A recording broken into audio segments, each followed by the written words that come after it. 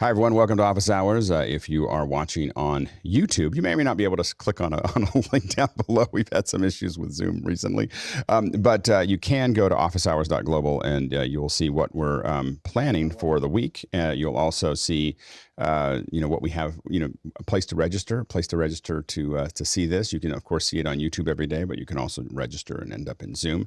The first hour is wide open, whatever questions you have around media and virtual production. Second hour is usually something we'd like to spend a little more time on. So today we have Jon Tatooles from Sound Devices. He's going to be talking about the A20-Mini. We're super excited to have him here.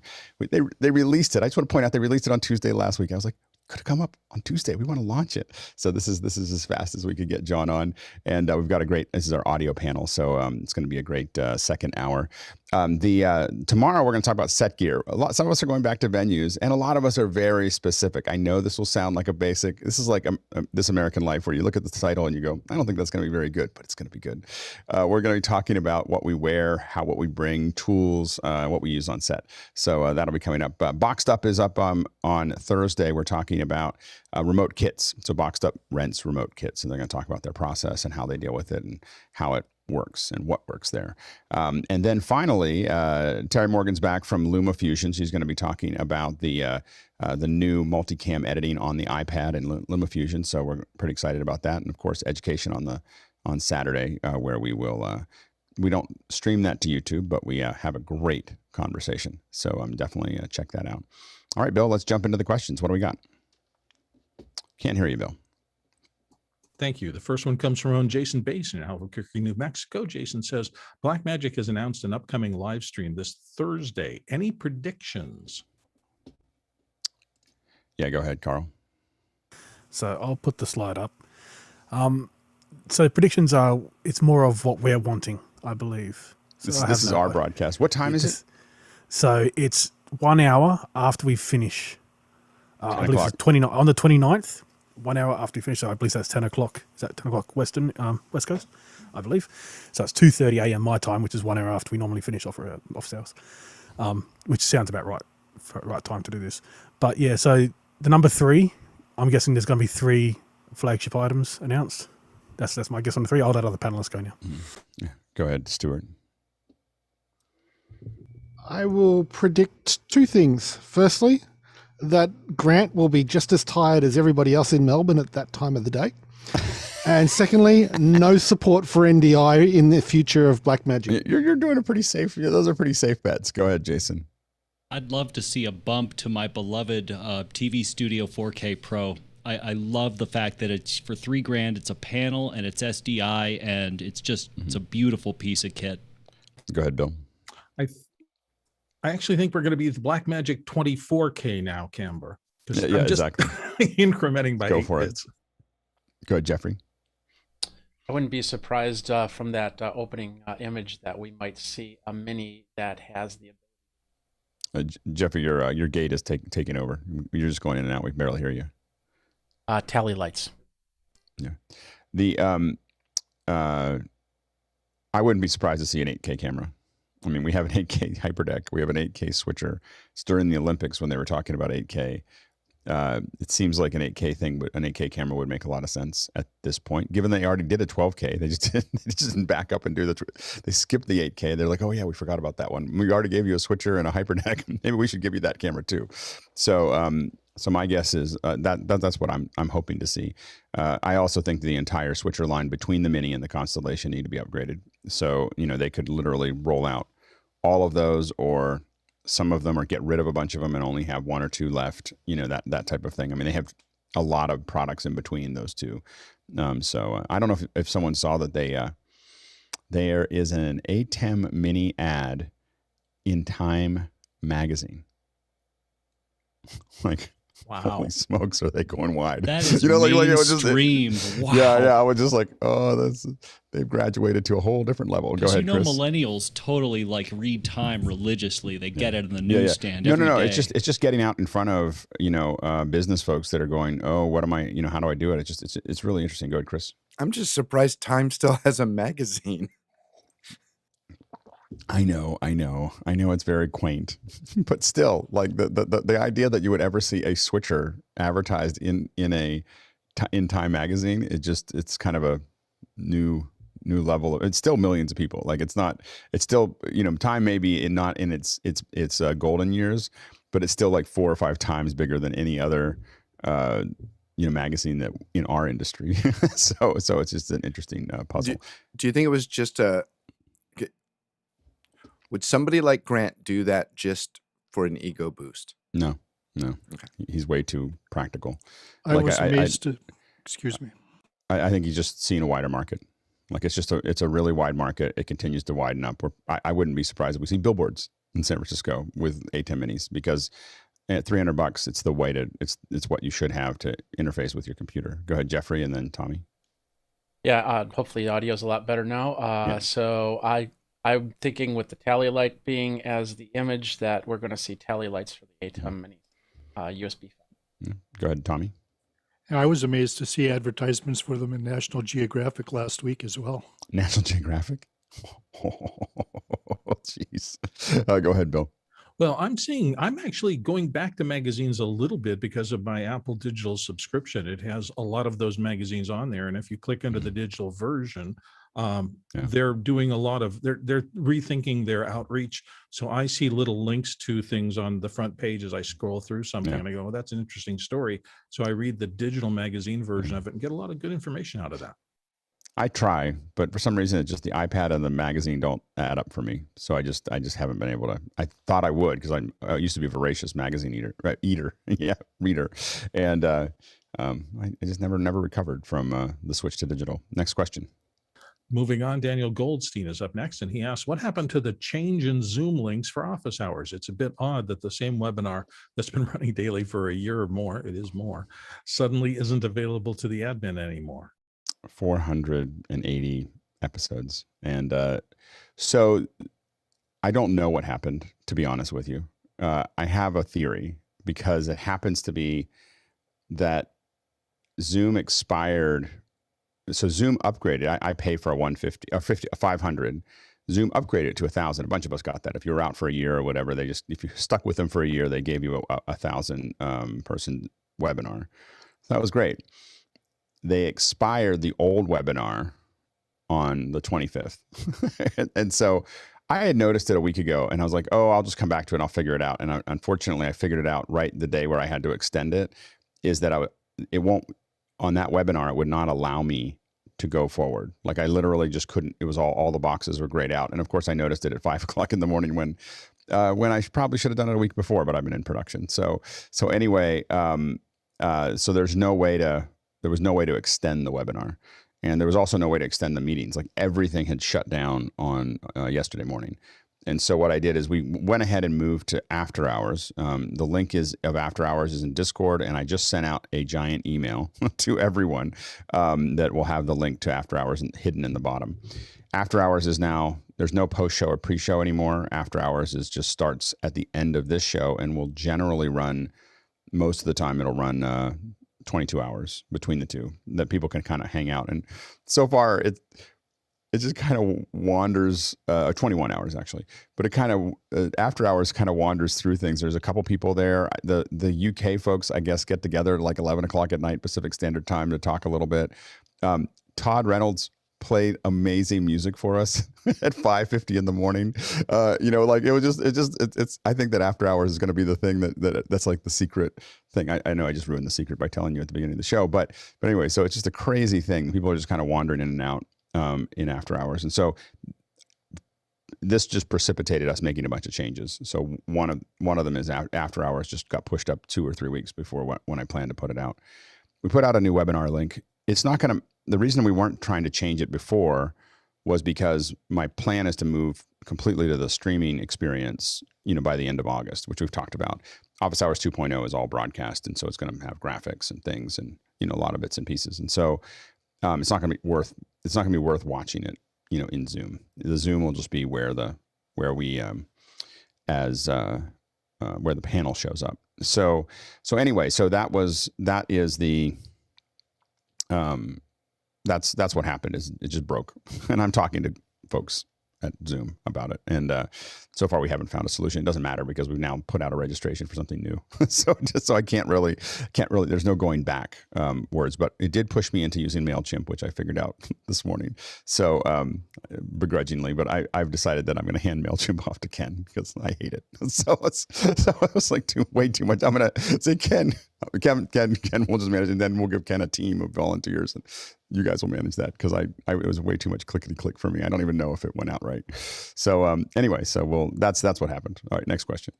Jonas Tatooles, Reutling in Germany. Does the Blackmagic Design UltraStudio output HDR? Yeah, go ahead, Carl. Yeah, so here's a list of the ones to do. So UltraStudio Monitor 3G does 1080, but it does HDR 2020. Then next step up, there is one missing from here, which is, I just believe it's the UltraStudio Mini, not the 4K version, or the UltraStudio HD, I believe it's called. But the UltraStudio 4K Mini does it as well. It does an SDI, this one. They actually all do an SDI. And then the last one, which is the Extreme 3, which is a little bit older. I think it's about 5 or 6 years old, but it has everything in the kitchen sink, so it actually does it as well. And when we say HDR, I think we're talking about HLG and HDR10, not... This is every flavor of HDR. All three of these do. They both do Vision? HLG and they do PQ. Vision is technically not HDR because Vision is not static. So Vision is a delivery format, not a this kind of format. Yeah. Right. Yeah. So the cool thing about the 4K Mini, which we have a bunch of, is that's where you can, if you have Resolve, you can take an input into the 4K Mini and start putting LUTs on it live. You can do color correction live inside of Resolve, which is so if you're going to buy one, just know that's the smallest one that you can do that with is the 4K Mini, which is cool. Next question. Comes to us out of Brisbane, Australia, and it's from Adrian Albeck, and he says, any intel on the tech being used on Olympic sailing? I see some small units at the front of the boats, and that coverage is amazingly clean. Go ahead, Carl. So it depends on which sailing boats. I looked at the single sailing, but I didn't see anything on there. But I know the larger sailing boats for the two-man crew, it's pterodecks. So there's a lot of pterodecks around. I've noticed on nearly every camera that's not wide, it doesn't have fiber coming out the back. So, and the sailing is one of the best because there's actually like a hill next to where they do sailing. So they've got line of sight to every boat. So pterodecks with line of sight is actually not a bad thing. I'm not sure if it's exactly pterodecks. So we use pterodecks in racing. We've used them on Indy cars. The pterodeck isn't doing the transmission. It is, we use a company called 3G that's out of Maryland that manages it for NASCAR, and I wouldn't be surprised if they're doing it for the Olympics.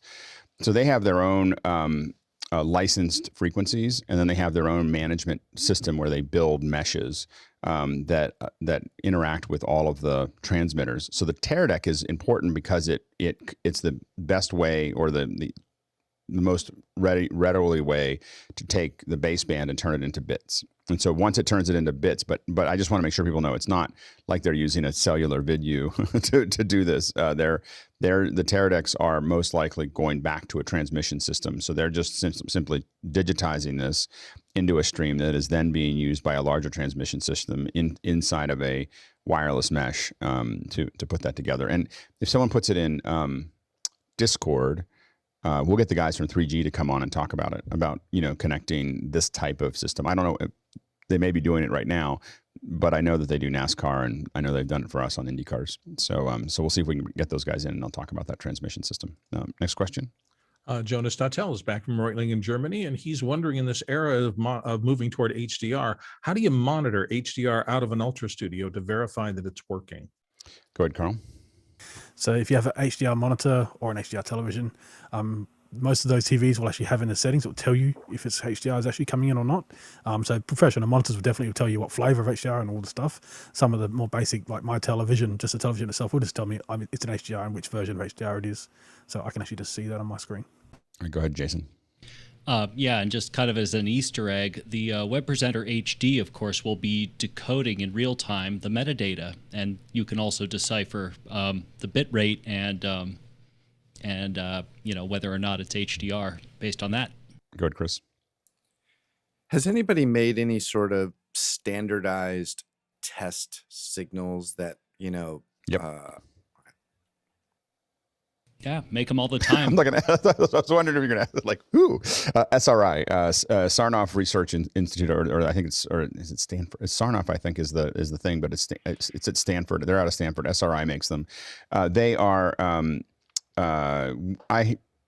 I have to admit that I've talked to them a couple times about coming on. We'll get them on. It's just hard to see through Zoom what their signals do, but it is the most amazing set of test signals ever made. Like, it is the coolest thing I've ever seen, because they have a signal, a video signal, that you can look at on the far end, and if anything has been converted, it'll tell you whether it's been at some point converted to 8-bit, converted to what resolution it's at, what version of HDR, like it is, and it's a reference signal that you push through, and they have a transmission signal that's really just a video signal.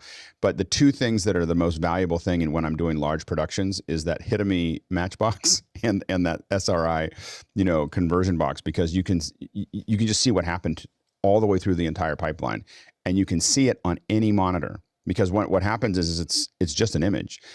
Things just look different when things, like, they've literally figured out, like, if the X goes like this, it's been 8-bit. If it's like this, it's 10-bit. And it's very clear, and you're just looking at it on a monitor. You don't need any measurement devices. You don't need anything. You can just know what you're looking at. We'll try to get them on. The big problem that I've had is figuring it out. So one of the reasons that we haven't brought them on is my plan is to bring them on in Office Hours 2.0, because we will have the capability of streaming in HDR. So you'll be able to see a much higher quality image on, September or so to watch it. So, so stay tuned for that. But SRI is the company that makes that signal. And I go to NAB and IBC. I spend a half an hour at their booth every single time just to look at it and talk to them about it. And it's like magic. Next question. Comes from Guy Cochran, our friend, often here in the panel from Seattle. And he says, what should be the question limit? I guess here in our polls and questions. Yeah, go ahead. So we're working on that. It's not so much a limit, but probably active limit is, so the number of questions in the system. And so I'm working on having Chris put something in there that will basically let us have a little dial to dial it up and down. I think that 3 in the queue at any given time is probably the right number. But I think that that's kind of where I'm going towards. Yeah, Jeffrey. So this is more for Makana than, because what I was thinking was more of the length of the question. If a question is more takes about 5-10 minutes to answer versus something speed round and doing some sort of question. I don't know what that limit meant. Yeah, but I think that would be something different. Yeah. Yeah, Rupert. Just a couple of associated thoughts. Is that like per hour? If we have a second hour or 2 hour Q&A. And what I'm probably going to do is set up a limit of 3 in the queue at any given time. So you could always have 3. It's just that we don't want 6 or 8 or 12. We just want to make sure that people don't feel like they're not going to get their question answered, and then they don't ask the questions because someone's put 8 questions in or something like that. People are really effective. But just like 3 in the queue at any given time, I think, is what we're kind of looking at. Go ahead, Bill. I just wonder if there's a way to balance a little of the load. Like right now, we have a lot of first hour questions day to day, typically. A few second hour questions drift in. And so, like right now, we have 24 in the whole queue, but it's almost balanced. I wonder if filling up one part would kill the other part. Yeah, I don't know. And the main thing is that, like, there are Rupert and Douglas Carmichael ask a lot of really good questions. So I don't want to I'm not saying don't ask more questions. I'm just saying just we'll leave some space and then just keep feeding them in as we go, because the questions are excellent. They drive the whole conversation. So we don't want to turn people off from asking questions. We're just saying a certain number at a time so that people feel like they've got space. Next question. Moving on, we are moving on to Rupert McCrae of Dallas, Texas. Here in the panel, are devices with mini and micro HDMI connectors limited to driving cable lengths, which are shorter than full-sized HDMI connector cables? And what's the quickest way to convert mini and micro directly to SDI? Go ahead, Carl. So generally the mini, let's say mini HDMI to normal HDMI, that's a cable you want. They're generally going to be about 5 to 6 feet. That's generally just why they're made that way. If you get like the Atomos ones, which are actually quite good quality, they're like 1 foot coiled because they're designed to go for a very short distance. Canon and Sony probably make the better ones. You want to avoid cheap Chinese brands with mini HDMI because there aren't many made So there aren't too many factories. So it's actually the name brands are the ones to go for, because I found that all the ones that are non-name brands fail really quickly because they're camera dependent. They don't like right angles. Then once you've actually got that, then you just want to go into, HDMI to SDI converter. Here's the back and forth, but you only need one of these essentially. So just HDMI to SDI. I will admit that we did go 12 feet with the micros for a long time because we had the GoPro, the 6 GoPros that you did a spherical, and we'd pull those all into our stitchers. And we were able to find these long ones out of China somewhere, but we had to buy twice as many as we needed and then slowly plug them all in and see which ones actually would serve video. So it's not that they didn't work, it's just that they didn't all work. So you just buy a whole bunch of them and work your way through it. Next question. Rupert McCrae is right back from Dallas with PTZOptics is one of the latest members to join the SRT Alliance. Where might we see PTZOptics go with SRT? Well, that's super convenient because now you get SRT that's going to go, you can theoretically push it into the cloud, so you can have a PTZ that is theoretically connecting out and not having to go through anything to get there. It just needs a Ethernet cable. So that's a pretty cool setup for many shows. Next question. Talak Miguel Lopez Waterman in New York, our friend says, are ZoomISO tests being performed each day on office hours, or is it just on and off? Should people avoid non-ASCII characters just in case? I think that's a question for Andy. I'm not sure. I know that we're doing it on and off. We're not doing it every single day. I know that Andy's doing some regearing right now, and actually Andy's working with Adam Toe to get some of the stuff figured out to tie in. There's a lot of moving parts of getting Office Hours 2.0 going, and a lot of developers that are putting in some time to figure it out. And so anyway, so I know that we'll probably see more tests in the next couple of days. I would probably say that probably non-ASCII characters we might want to try to avoid for a while Andy's figuring it out, but I don't know exactly. I think it's probably more important for him to figure out how to error correct for that than for us to stop using them, because someone's going to use them. Go ahead, Sky. Yes, when Andy was on last week, he asked me to either change the modification of the little dot that I was using or go to an ASCII character that I would be on the panel if that's the conversation. So he was looking for ASCII characters at that point anyway. Right. Yep, absolutely. Next question. Jason Beisch of Albuquerque here in the panel. My new studio will require mounting 1x1 LED panels from a wooden vega ceiling. Image to be shown. Any magical hardware to make my life easier? Okay, image. Yep, image coming. Chop. Here we go.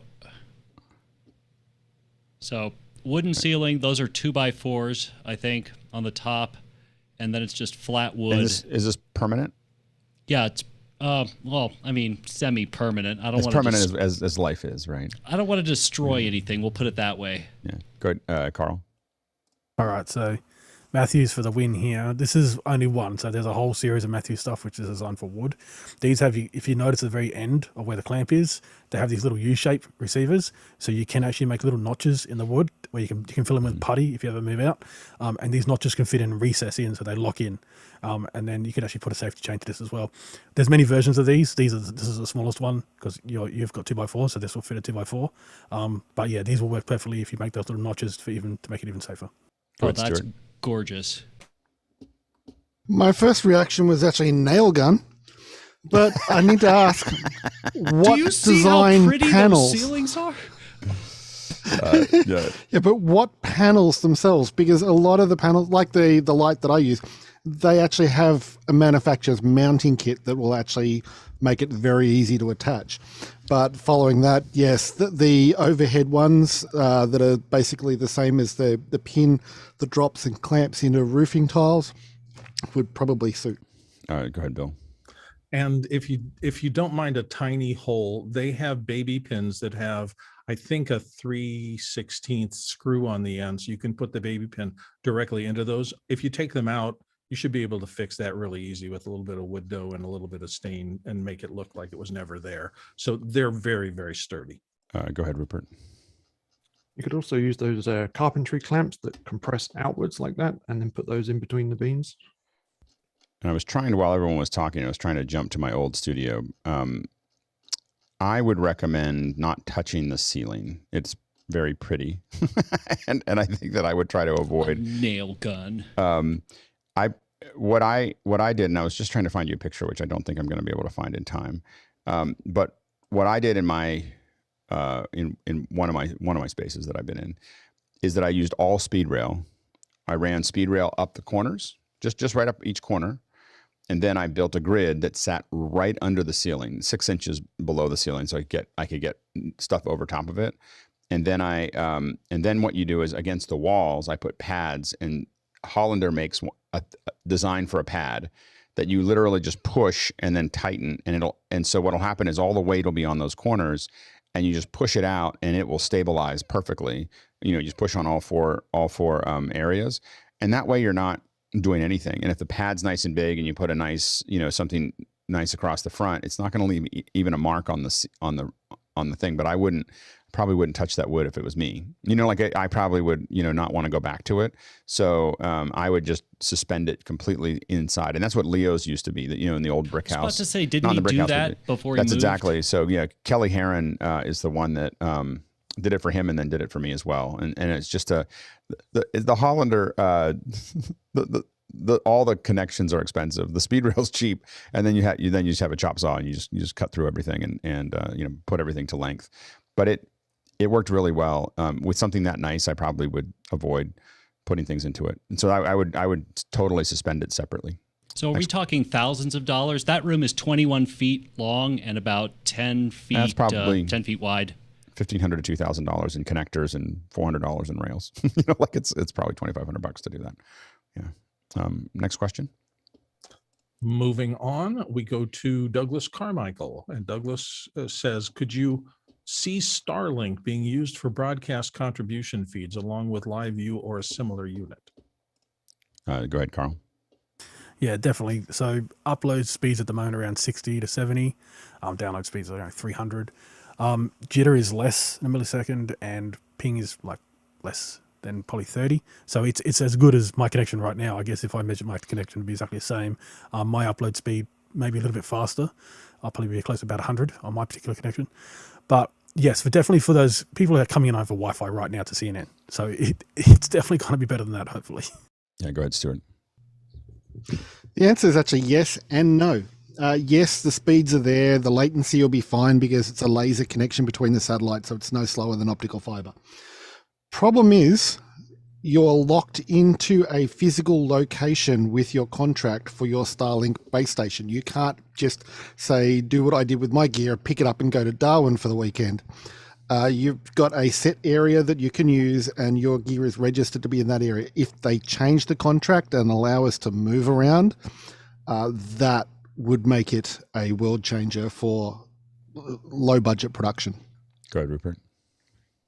Yeah, that's exactly right. But I think the RV market is part of their future plan. So once they go into that market, then they'll have some mobility built in. Have they built much coverage over Africa? So they are going into Africa. So they have named it. So it's actually on their list, but that's only just rolled out since May. So we're only talking the last 2 months. That's all I gotta say. It'll be fun. To answer quickly to Stuart's. So only the beta testers are geo-locked because they need you to be geo-locked. They need a fixed point of reference. That's the only reason. The RV market is massive for them, and they're already going into planes. So certain airlines have actually asked Starlink to run trials already.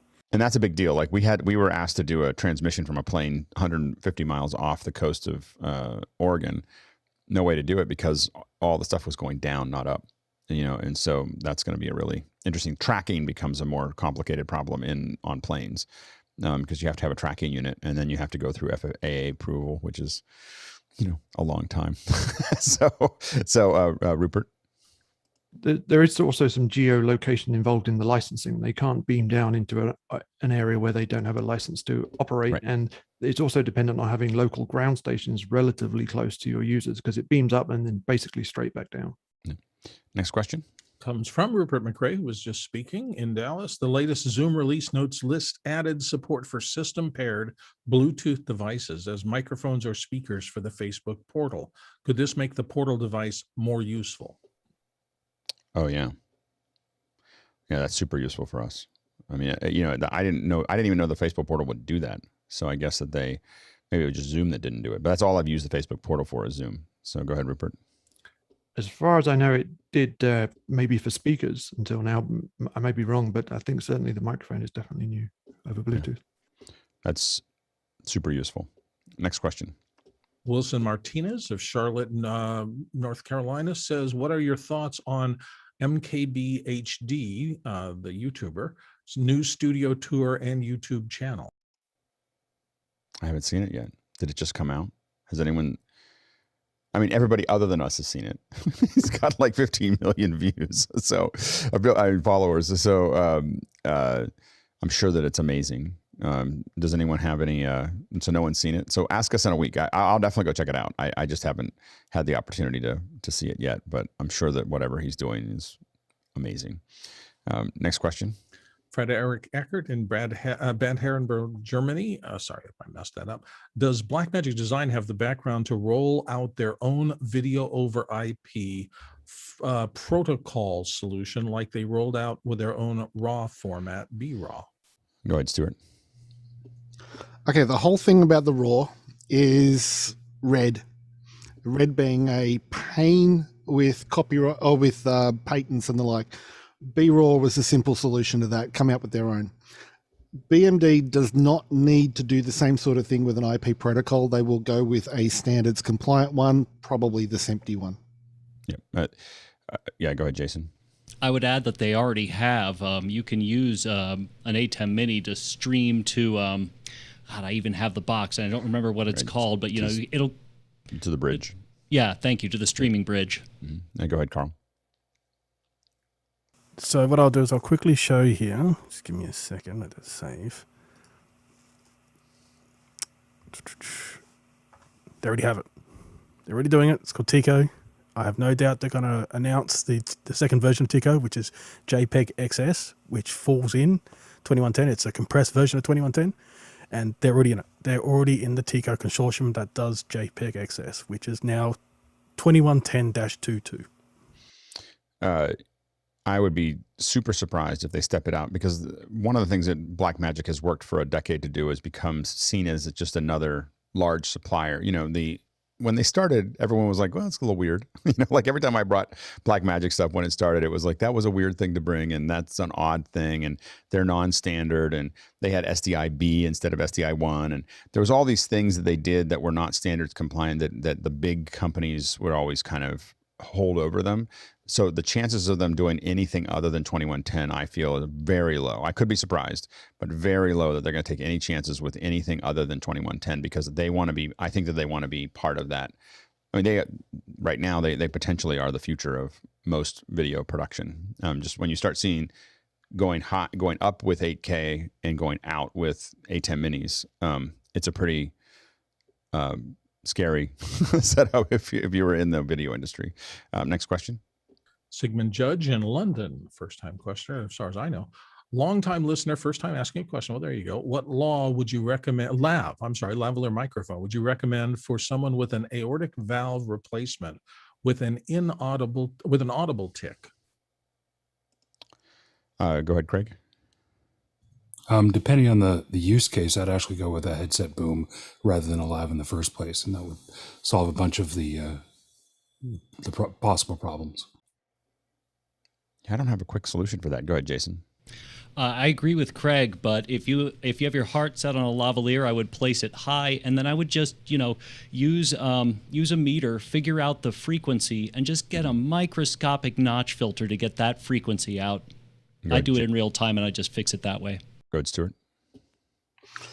Just a reminder that a lav doesn't actually need to be put on a lapel on a shirt. There's plenty of cases in theatre where they're actually woven into headpieces and whatever.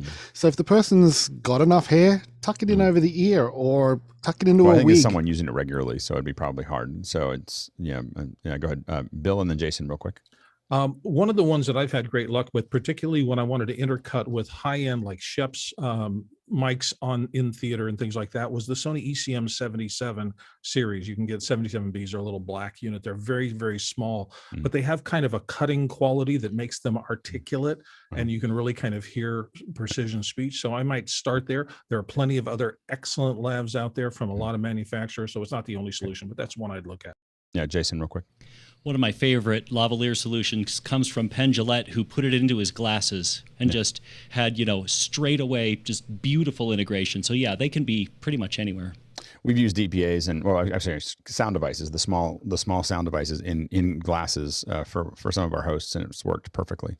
It just takes a little bit of tweaking to get it just right, but they just didn't want to wear something. They were cooking and other things, and they didn't want stuff around them. Next question. Douglas Carmichael here in the panel says, what would you recommend as the best online Olympic coverage? Yeah, Carl. So I'm actually really liking the Australian one. So you'll need a VPN. I'll put the link into Makana, but if you're able to get the app, so the 7 Plus app. The reason why I say this, there are two, so it does 45 channels. So you can pick which channel you want to watch. 2 of those channels are Australian curated. I personally don't watch those channels. I simply just go to the bent pipe OBS channels, which are for each sport. And they can have multiple. So if you have multiple boxing matches going on at the same time, they'll have multiple channels for boxing. So it's pretty much the best way. And it also has the 2 official Olympic channels. So the official Olympic channel and the official Olympic news channel. These are also from ABS. They're multi-language, so they're subtitled in whatever subtitles you want. But I will put the link into Makana for the website version of this, which you will need a VPN and an email address. Rupert, real quick. Yeah, there is so much coverage. I just wanted a good sample, and I've been watching the official Olympic channel through Sling TV on a $10 trial. Go ahead, Stuart. For that link that Carl's about to put up, Tor browser, TOR, is your friend. It will help you a lot there. Go ahead, Sky, real quick. I was on Comcast, and I just asked the remote controlled Olympics, and it gave me a truncated version of reviews, basically. So, Rupert, to your point, they just do little samples, like 1 minute, 5 minute samples of an event. So YouTube TV. If you have YouTube TV, I hit the Olympic channel and just hit record all, and now I have this pile of stuff that I just go back whenever I feel like and watch. The handful of sports that I watch. I don't really watch a lot of it, so it was easy, and I can scan through it and just find the performances that I'm looking for and move on. So I found that to be pretty good. Next question. Georgie Kennedy Jr., our friend in Washington, D.C., says, Alex, some clients require a viewership report after a stream. What are you using for analytics, especially when going through AWS Media Live? Google Analytics gives me great data, but require giving the client an additional embed code. So almost all the things that we actually provide reports for, we're doing through Akamai.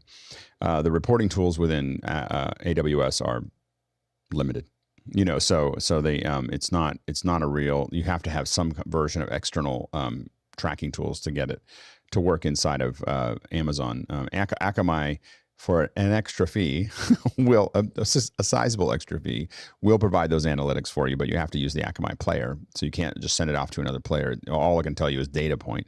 Now you can derive some of those things, yourself, but if you really want that active information, the only player that we use that's general CDN type thing, whether you're streaming to YouTube or Facebook, but if we're doing a clear label process, we'll typically use Akamai partially because of that tracking solution. We are playing around with more of the Amazon stuff. If you ask me later, I may have better solutions, but we haven't found a solid data point for when we're going to CloudFront specifically. Next question.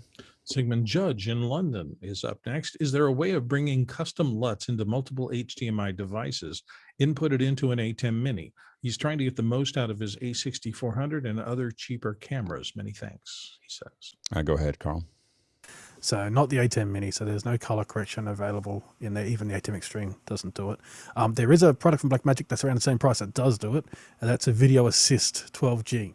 So you can put a HDMI signal into that, and then from DaVinci Resolve, you can create LUTs, import them into the Video Assist 12G. It probably does on 3G as well. And then the output of that, so if we're talking LUTs for live, that's the only reason why you do this, because the rest you're just doing DaVinci Resolve. Then the output of that will have its LUT applied to. So it does apply the LUT on the output. It applies a LUT. Yeah, but you need to create one first. You'll need to create one first in DaVinci Resolve. So you need to get your footage into DaVinci Resolve, get the image to look. So let's say you're going to use Log on or some version of Sony's Log on the A6400, put into DaVinci Resolve, create a LUT that looks good for you. Then I put that LUT into the Video Assist 12G, and then when you pipe in the HDMI from the camera, the output from that device that Ken is holding will have your LUT applied. It's a beautiful device. That's really slick. Yeah, go ahead, Stuart. It's been a while since I've used a Sony mirrorless, besides the old one that I use. I know a lot of the A7s and the A9s allow you to adjust your color profiles. Does anyone know if you can upload a LUT to the camera instead? So only the cinema cameras from Sony allow LUTs to be upgraded. The photography cameras have what Sony called their cinema LUT. They have built-in LUTs. So they have ones built in. The cinema cameras allow uploading. And we upload and update our LUTs on the Blackmagic 6Ks all the time. Like just straight to the cameras. So if you're looking at that, that's a pretty straightforward process. Next question. Rupert McCrae, Dallas, Texas. I found a live stream on YouTube that's been running since December 13th, 2018. Could that really be true? Or could there have been breaks in the actual stream? And he's got a link there. Go ahead, Carl. No, that's true. So there are some SpaceX YouTube sites that are doing 24/7 streams down at South Texas, and some of those have been up for well over a year now. So I don't see them coming down. I think they only saved the last 4 hours, so you can only 24 hours. They saved the last 24 hours. Yeah. So there's a discussion on this stream. They have 2 live streams going permanently, and then they have like a curated show. In the curated show, they'll say you can rewind out, but it can only rewind back 24 hours. Yeah, so it used to be 4. Yep. Yeah. So. Yeah, you can't trim it after 4, right? I'm pretty sure. So, but which wouldn't matter because they're running it 24/7. The one that a lot of us use is it chilled? Oh, is it chilled cow? So I can't think of it at the moment. Go ahead, Jeffrey. So as a lot of I live stream 24/7 on my channel, and the most I've ever done from a live stream was about 520 hours before power would hit or internet would go down or something like that. So if they have all those bases covered, I could see that the stream could be over 3 years old, still running. There's some of these. It's lo-fi hip hop, or lo-fi is what we a lot of us listen to while we're working. So it's go ahead, Ken. Yeah, Jeffrey, just to say, if you've done 520 hours. It's in the Guinness Book of Records, 596.5 hours, the longest stream. So next time you're just that short of breaking the record. Well, if this is going since December 13th, 2018, that's definitely past that. Yeah. Next question. Comes to us from Douglas Carmichael again. And Douglas says, if Blackmagic Design standardizes on SMPTE 2110, wouldn't you need a high-end network switch to interconnect their products, or would any professional 10G Ethernet switch work?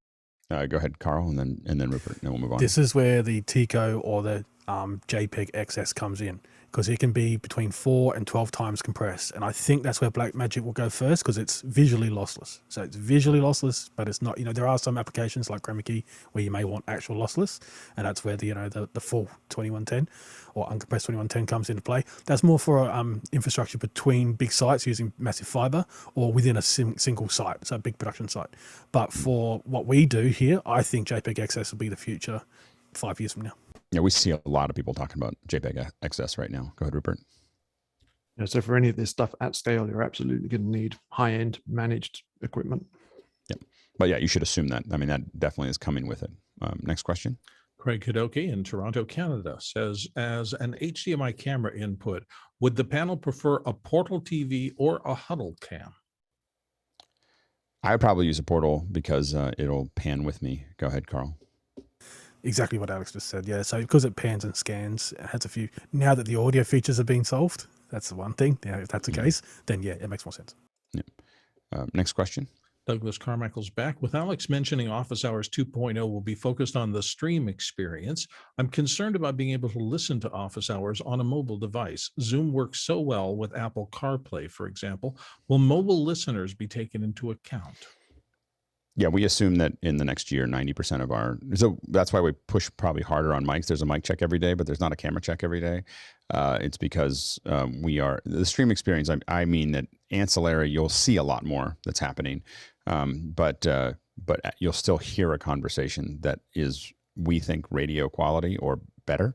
We don't use a lot of phoners, which I hate. Anyway, so I think that I think that you'll find that it's pretty listenable, because I'm assuming that we're moving towards Office Hours 2.0 will also have a podcast, that will both be condensed as well as all of it. And so there'll be a couple podcasts that are there. And because of that, we're definitely going to be paying a lot of attention to audio, which we do now. Next question. Douglas Carmichael's back. Within an article about OBS at Tokyo 2020, they mentioned the use of 31 OB, or outside broadcast vans. Would those vans be sourced locally or shipped? And wouldn't there be issues with foreign registered vehicles on Japanese roads, the vehicle width, size, tunnel radius, and so forth? There's a lot of OB vans in every country, especially a large country like Japan. Go ahead, Stuart. Just like to point out that semi-trailers that are used for OB trucks and what have you have been a standardized size around the world for several decades, and they'd only be shipping the trailer, not the prime mover. So if somebody needed to take gear into Japan, the biggest cost is going to be finding the ship that they can use to get there. Right. Or the airplane. Good, Carl. So you have to remember that Japan has a very large domestic baseball and soccer competitions going on all year round, every year. So they have these broadcasting setups already. They're probably one of the best countries for this because of how big their soccer and baseball is in their country. And given how hard they've been pushing for this Olympics from a technological perspective, you wouldn't want to bring anything in because it would probably be going backwards, to do it, given how much they've been working on it. Go ahead, Marty. I know from personal experience, they bring trucks from all over the world. They have trucks that they have specially outfitted. Right. And I know that Game Creek out of New Hampshire shipped 2 trucks for these Olympics. But a lot of those logistics happen months in advance too. I mean, this is not, or a lot of times it definitely is not something that you do the night before or a week before, a month before. This is like you start figuring out all the carnets a year before and put all that stuff in. It just kind of works its way through the system. All right, next question. Douglas Carmichael again with what would an IT certification that would not only complement a CIsco CCNA, but also be marketable in our industry, what would that be? Would a Linux certification like Red Hat RHCSA be a good choice? All right, go ahead, Rupert. Just going to make the distinction between the certification and the learning process because they can be separated sometime, but a worthwhile thing to learn is anything in the cloud. Yeah. I think certifications are useful. I mean, I definitely think, especially in areas where there's a lot of people that you're trying to kind of cut through. So IT, I think, makes sense. AWS, I think, makes sense because there's a lot of people that are kind of working in that. In our area, in a creative area, I don't know if it makes as much sense, but we're going to still kind of go down that path ourselves at some point. Next question. Douglas Carmichael back again. Well, there was a famous blunder at the Olympics where a commentator announced a booth computer's password on air. Have any production houses or broadcasters added security awareness to their employee training? It happens all the time. We've had people lose their jobs on hot mics. So hot mics is a big deal. And it's one of the reasons that I use audio engineers that I trust very carefully because it's something you just have to, you have to put safety procedures in to make sure that things go out. That's not the fault of the person, the commentator. It's the fault of the audio engineer to have that mic opened. Now, no one should be talking about the password out loud either, but the audio engineer has to keep that down. It's better to have no audio than to have hot mics, in my opinion. Go ahead, Rupert. Even when it's not accidental, if somebody tells me their password, I immediately ask them to change it. I didn't even want to hear it. Right. Yeah. So so there's some password training there that's required, but we have to know that if you're in audio doing this, it's not just passwords. It's just you're protecting the person with a mic from themselves, and they'll say something that out of context could be it could ruin their career, and it may not be what they meant. It may not be, the idea, but broadcasting and recording it out. And again, we've been in the front row where people said stuff they didn't mean, or maybe they meant it and they shouldn't have said it. But either way, it's our job to keep that mic down and back. Go ahead, Craig, and then Jesse. Just thinking on the security awareness, I know too many companies, most of them have fixed this now, but within the last 10 years, had their password for all, like an AV company on site, all their gear, the password was either just password or more commonly their phone number for the office. And it's just like, that's people get password into that really easily. password is still the number one password. Like, it's still the number one that's used in the world. Go ahead, Jesse. Yeah, it's just similar to the practice of doing working on set or working on live in-person events where a person's fader is only up as they're walking on to the stage, and then pull them immediately off. And if you see anyone leaving the room, you can totally, cut their whole signal to the system. But you kind of have to watch everyone and their, what they're up to, and follow the flow of the event to kill the mics they're not active. I once had to go to the restroom for 1,500 people because someone didn't pull my fader down. It turned out to be really funny when I came back. I just rolled with it, but it was very amplified. That's all. So you do have to be careful. And as a speaker, you have to learn to turn the transmitter off. Go ahead, Sky. Well, with Matt in the kitchen, we had an unusual circumstance that we wanted at least at a certain point, we had 5 people wanting to be live as a live volleyball conversation. So is there a use case for? During the show, Andy was very against it. He hated it. But go ahead. During the show, it's live. That's what it is. Before the show, the main thing is everyone just needs to know when they're live. When things are now. For me, I assume once you put a mic on that I'm live. I just assume that as soon as I have the lav on, anything I say could be recorded, could be sent out, could be whatever. That's how I approach it. But people can get very comfortable with those mics sitting there, especially if they do it all day, every day. And that can get really dangerous. Go ahead, Craig. Yeah, I was mixing a musical several years ago, and there was a blind pickup in the show where the mic has to be up before they enter stage. And that we had one performance where they actually were still running down the stairs swearing about how they were late for their pickup, for their entrance. Right. And of course, the dialogue of the show was, their mic has to be up at this line, even though you don't see them. And it's interesting. Next question. Isn't it nice that I was muted during that cough? Georgie Kennedy Jr. says, Blackmagic has announced the event for live production and broadcast for this Thursday, 7/29. Whose heart rate just went up? We talked about it at the beginning of the show. We're excited. I might even I have a meeting at 10. I might try to move it so that I can see what's going on. So we'll see how that goes. Next question.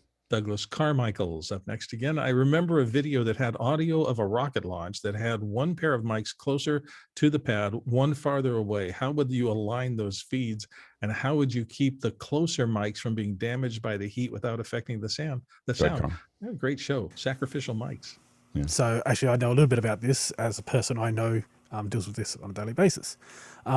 So essentially, the mics that are close to the pad are engineering mics. They are designed to be in that position. They can handle that. They can handle the decibels, and they can handle whatever gets thrown at them because they're used for engineering to hear weird sounds.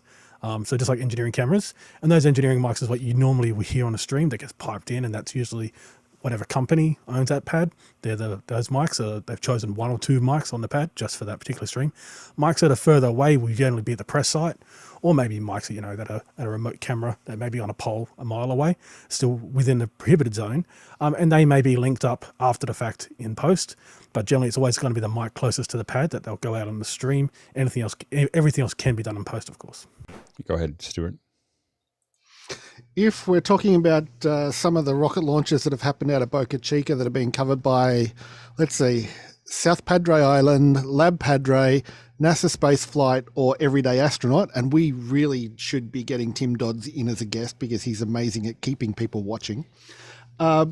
Basically, you don't bother aligning the sound because the audience that is listening understands that a camera that is a fair distance back will have a delay from the rocket launch sound. It's part of what they expect.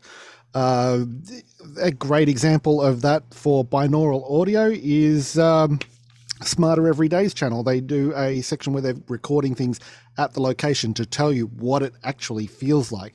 So you see the delay happen, or you hear the delay happen, and the viewers understand this. So don't worry about it. Well, and the mics, Scott Gillies and works on the Blue Origin, and the mics there are just sacrificial. They don't make it through the launch. They record until they're burned up. And I think that they're using. I think that they said they were using Rhodes, but they might be using 416s. But they just let them you know, that's their job. And just like parts of the rocket are left behind, so are they. Let's go to the next question. We're running out of time. Comes from Sam, NATO Recording Studio. And how would you send and receive two-way video to multiple web conference applications, including Cisco WebEx, Teams, GoToMeeting, and GoToWebinar? Go ahead, Rupert. If you're dealing with a handheld radio, most of those will have a connector to go to an external microphone. I think he's looking for video, two-way video. Video. Okay, I'm sorry. So the way we've done this in the past, so our DC facility used to be able to interconnect pretty much. We used to call it the interconnect because it would actually take all of those signals and be able to mix them together. There's a couple things you have to decide on is whether people can see. The biggest thing with video is that whether you can see themselves. So what we would do is one of their return feeds, or the return feed that we would send them, would be whatever's live. So everyone connects via different pieces of hardware or different connections. And generally we had a computer or a piece of hardware. So Polycom, Cisco, other ones like that, they'll have their own appliances that will output SDI. Then we had Mac Minis and other things that would pull in, you know, whether it was Skype or Hangouts or other things like that. All of those would go into a switcher. So those all, and the reality is that the Minis are really good for this because it's all HDMI in, which is just cheaper to get all those outputs into them. You get all of them in there. Now you're just cutting a show that is their return, and you can also stream it if you want to. That's what we would do, but you can send it back as individual returns. Where it gets complicated is if you decide that the person speaking can't see themselves. So right now we're just sending the program back. So when they talk, they see themselves, or we give them a 4x split and they see themselves plus the other people, or, you know, use a multi-view, Blackmagic multi-view. And now you can give them 16, like what we're seeing here. You can just give them a grid back and they're all talking, but all of us could be on different services through that system. The tricky part is if you decide I want a full screen and I never want them to see themselves, now you have to build a video mix minus to basically send them. You need to basically build a bit of code for the outputs of the switcher that say, I'm going to send you back the program unless it's you. And then I'm going to send the last person back that was there. And that's using an external code that's going to talk to the ATEM switcher to define those outputs. And so that can be done. But the ATEM switcher can totally do it. You can probably do it much simpler than when we did it, using something like OSC or Isadora, you know, that type of thing is something that could figure that out a lot easier than when we tried to figure it out or worked on it. Go ahead, John. So New Tech claims this with their new Elite, right? TC Elite. It's Live Call Connect, and they do exactly what Alex just enumerated there, but I wouldn't trust it. Yes, like I think they had it on their own show and it didn't work. So like their own launch didn't launch very well. Next question. And it appears to be the last one in our regular group. It says in this article about OBS at Tokyo, and then they have a link there, they mention custom LUTs used for UHD, HD, and HDR, SDR conversions. What is a LUT and how does it help? Yeah, I'm gonna answer this one really quickly because we're out of time. The LUT is a lookup table. It's basically a conversion, it's a 3D curve, so that it converts an input to an output. That's all it does. It says you've got colors coming in, and just like a curve in Photoshop, I'm gonna move them in the 3D color space to get them out the other way. So you can convert from SDR to HDR, HDR to SDR, one HDR to another HDR, log to HDR, all of those things. Each one of those is what we tend to call a cube file, and that cube file is basically a curve, but think of it in a cube, a three-dimensional curve that allows you to basically change the way the colors are going in and out so that they match what they need to do. Sorry, I just needed to answer that one really quickly because it's time. It's time to change directions. So we're really excited to have Jon Tatooles here from Sound Devices. Hey, John. Hey, how you doing? Good to see you. It's been so long. It has been. You know, it's always fun to come on and you see the panel. It continues to evolve. Everybody's pictures just looking incredible. Their audio, continues to step up. It's always fun to see that. Yeah, it's good. It's good to have you on. So there's a rumor that you have a new product. What can you tell us? Can you tell us a little bit about it? Yeah, this is a product we launched a week ago today. And this is a product called the A20. First, a little background. Yep. Sound Devices in 2017, 2018, we acquired a company called Audio Limited. Audio Limited is a very well-known at least in the UK or in specialty worlds, wireless manufacturer of very high performance specialty wireless for what makes it, when you say specialty, trauma. what makes Audio Limited special? They've been historically known for superb audio quality. You know, FM wireless is tough to do, and to do it great with great tracking. And Audio Limited has been used on, you know, the player, that opening scene of the player with all those wireless channels. They used Audio Limited way back in the day. So this is a product that has been used by, you know, a lot of, you know, tenured sound mixers who just love the sound quality and the feel of it. And what Sound Devices, we saw is they had great audio performance, which aligned with ours, but they also had a great digital link that they came up with. And the first product that Audio Limited came out with was the A10, and that's this transmitter here. And the A10 system is an all digital RF system, and it's made up of the transmitter, and then this is the A10 receiver. So this is the A10 RX. This is into the SL2 slot receiver chassis here. So this digital link operates in UHF. It has low latency, full bandwidth, all digital modulation. So if you think about a system like this with the A10, your microphone comes in here.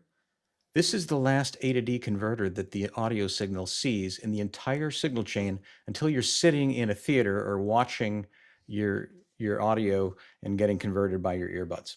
So that's a very important element to your audio quality. So the front end of your audio transmitter is really defining a lot of the audio performance. So what we saw is the A10 was well received, but everybody said, you know, this is kind of a bigger product. We'd love to see a small product for cinema. And a lot of the cinema users are using these, and they're putting them on thigh holsters, ankle holsters, you know, or behind the back. So these need to be quite compact. Well, Kish Patel had a set of eyeglasses, and this is a little case that he had for a set of eyeglasses, you know, folding glasses. And this was a nice size. He said, you know, let's try to emulate this size. And it's kind of smoothish on the corners, and you know, talent likes to have this transmitter be able to be, you know, smooth and hideable. So the design of the A20, which this is, you know, I don't get a real production unit. I get the unit with labels and such. This is the physical correct A20. So we take the antenna off, and what this is, you know, it's like the Hart Hotel bar of soap. It's all smooth and rounded on the side, and it's made up of a plastic composite that doesn't conduct any heat. So if you're using higher RF power, you're not getting that heat transferred to the body. The door itself is aluminum, so that's used as a little bit of a, you know, heat sink. So it's very thermally, you know, nicely designed. But it's a nice little compact tool that's about the size of that, you know, little hotel bar of soap that gets rounded off, and it's really easy to hide, stash in a pocket. And so what this also represents, this is essentially the same utility as the A10.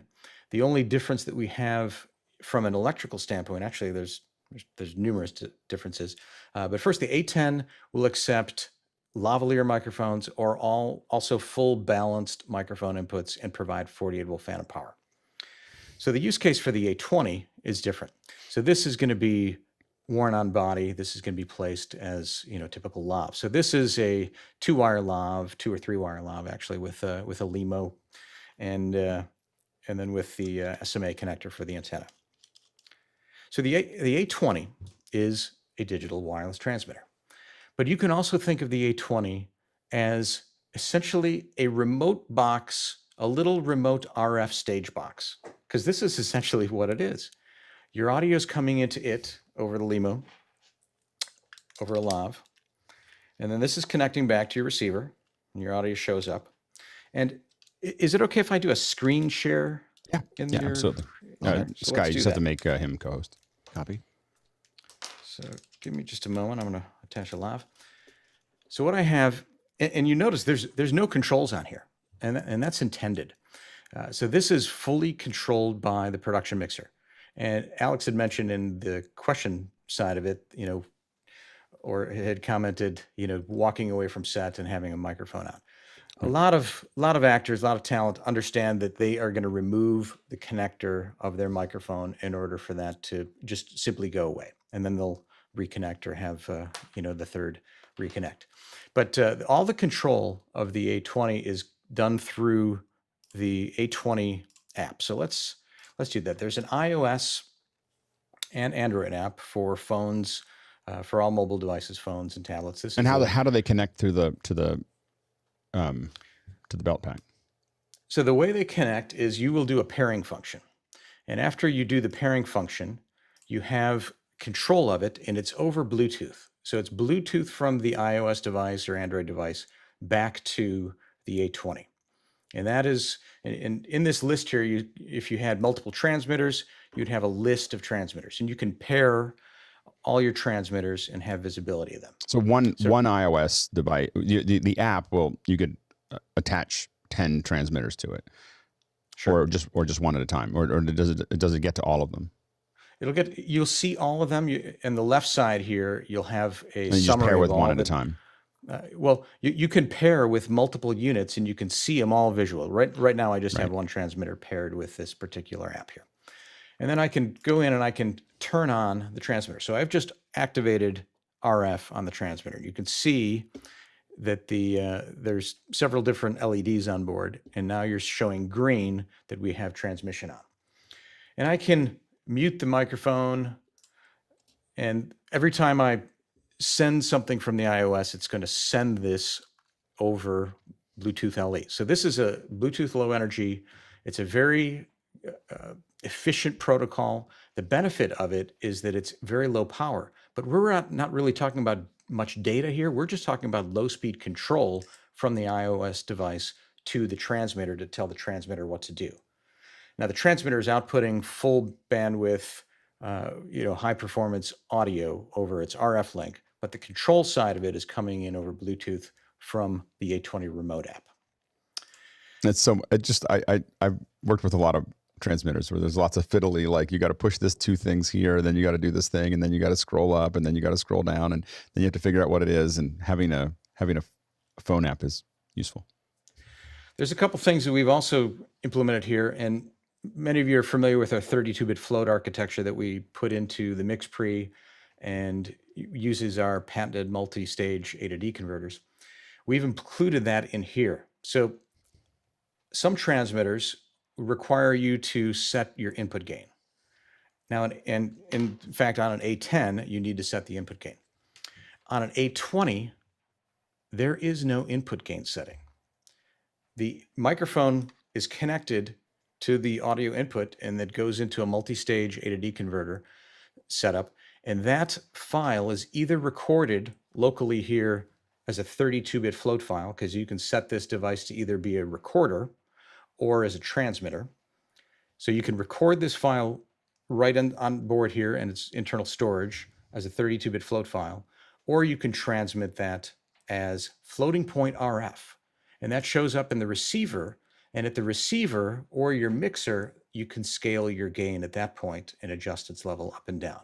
So it's a totally different rethink of how you're setting gain. And the huge benefit of that is you are never needing to touch the transmitter to adjust gain. So if all of a sudden somebody's jumping on this microphone, that's not an issue at all, because you're just going to scale that gain either at the receiver or at your mixer. So it's a different paradigm of how you adjust gain in an RF system. And I have to say that the two biggest problems that we have with the transmitters is that the gain isn't able to manage either the low or the high, hits, but also that it is that the A to D converter isn't as good, as what we would have with our recorders. And so the fact that we're getting the original one that you put into everything else is useful. Right. And what this means is that you can plug your lav in, and you don't have to worry about what your gain setting is in scaling gain. Right. You can adjust that at the receiver or at the mixer. It doesn't mean that you can't or don't still need to select what type of lavalier you're using. If you're using a low sensitivity lav mic because you have very high SPL environments, you're still going to need that. That's a function of the lav itself. lavalier microphones have incredibly tiny capsules, and their output level is very low, and they are prone to overload. And so that's why manufacturers have different lav SKUs depending on SPL levels. So you're still going to need to heed that, but the gain side of it is going to be taken care of because that input essentially accepts all gain levels that are coming into it. Right. So I mentioned that this has a recorder on board. So let's go into the app here, and we will turn this go to the record only mode. So now this is no longer a transmitter. So I take the antenna off because I don't need it anymore. And so now this is just a recorder. So this is a very tiny recorder that records from a lav microphone and records to 32-bit float files. And so I can activate record. So I start record, and this is a time code recorder. So there's time code on board here. And I'm going to stop my screen share here so we can go full screen on me. And there's a USB-C connection on the top of the unit. So that does a couple of things. First, it can be used to power the device. Second, it can be used to recharge the Sony type lithium battery that's inside the unit. Third, it can be used to connect to a computer or an iPad or something as a mass storage device to remove your file, your recorded files. But fourth, it can also be used to jam the device. So we've come up with a new protocol of timecode over USB, and you can either use LTC timecode to USB, so we have a cable for that, or from an 8 series recorder, you can go USB to USB timecode to jam this device. So we don't jam over the iOS app because that timing is not quite perfect. So for perfect synchronization, we still want a physical jam directly to the recorder. So we can do that over USB-C. And what app would you use when you want to jam from a computer to that? Not from an 8 series. What would you use to do that? Well, you're still going to be jamming in a production environment from cameras, from timecode slates and such. So those are going to be from typical LTC timecode sources, and you're going to use that LEMO to USB-C cable. The unit itself as a transmitter, back to its transmitter function, works over the entire UHF band. So it works down from 498 to in the upper 600. So it's a world band transmitter, and it's the band that it's chosen is based on geographically where this is located and where the iOS device that's controlling it is located. So it geosenses that. It also is available to transmit on frequencies that require licenses. So that's up to the user to make certain that they're licensed to transmit on those specific bands. So from a usability standpoint, it's a single SKU for all of your system. And it's the same thing with the A10 receiver. So the A10 receiver also tunes across the entire UHF band worldwide, usable UHF band. And so now, so too does the A20. So no more block 21, block 26, block 20. Right, yeah. not that I bought a lot of blocks. So. Right. And you may get into situations where you simply have no RF open. And at that point, well, you can use the recording capability of it, record your files onto the device here, and then afterwards pull those files off, lay them off, synchronize them. There's our SD utility application, which allows you to conform files so you can build and rebuild from individual monos to polys. Take those 32-bit float files, turn them into 24-bit integer files so that they can be used for production. So that's kind of the very quick overview of the A20. We've got a bunch of videos up on our website that kind of highlight many of the different functions, and those I think are worth watching if you're interested. But this is a really exciting piece for us because like I said, what we see this is your stage box. It's now just happens to be at the end of an RF link. It's pretty cool. That's a lot to pack into a little bar of soap. That's all I'm saying. It's. The incredible thing about this, when you look at the chassis, I'll open the battery door. The battery takes a massive amount of real estate of this chassis, and the circuitry is just incredibly small, and really requires a microscope to look at, just to look at the components on board. So we're using the latest generation of semiconductors on board here. This is a very powerful little computer that's right in here, and continues to evolve and scale as technology moves up. Absolutely. Well, we have a ton of questions, so here it comes. Sure. All right, Bill. First question. Well, it comes from Chris Fenwick, and I think John's covered most of that. He said, if you would, John, an overview of the A20 and its intended use. And is there anything you haven't covered that you want to, or should we move on to the more specific? I do just want to reiterate that this, does work within the A10, the A10 system. So it does require the A10 RX receiver. So that's, this is a new transmitter that works with the existing A10 receivers. Next question. Okay, Keenan Campbell of Princeton, Illinois is up next. And Keenan says, any ETA on the promised noise assist office hours discount code? Asking the important questions here. Thank you, Keenan. That's an excellent question. It's always on my pad of paper when I leave, and somehow we got to make that over to the sales folks. But yeah, that's okay. We'll follow up. We'll work on that. All right. Next question. Carmi Vizovic of Redondo Beach is up next. Will the Dish TC finally give us Sky code? I think that might have been. Oh yeah, go ahead. This idea of Sky code is actually something that Carmi and I have discussed several times, and the idea of essentially universal time code. And way back in the early days of time code, Ambient Recording of Munich, Germany, had a GPS puck that they offered as part of their system to jam their timecode slates. And it took GPS time, and that was the definitive source of timecode. And that idea is still valid. And, GSM clock is stable enough for timecode. So there's other sources that are stable enough for timecode. And, the big challenge is getting, the standards bodies to accept this, and manufacturers of DAWs, manufacturers of devices to look at these different protocols and all agree upon something that makes sense moving forward for some kind of new universal timecode spec. It's a really interesting idea that you could have as a default. Like if you buy a device that has a GPS in it, that just always has a really correct time, like a time code that's just being embedded into everything unless you change it, so that it just makes it easy for everyone to get that. That's right. Yeah, I mean, if you think about SMPTE timecode, the official timecode specs, there does not exist a timecode for 60 frame, does not exist a timecode for 48 frame. So all these newer places that we're at right now, that timecode specification is really, stuck back in this either integer, non-integer, world, and certainly could stand a refresh. Yeah. Next question.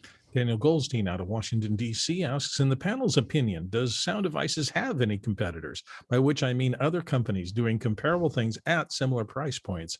Are there other product lines even worth exploring? That's for the rest of us.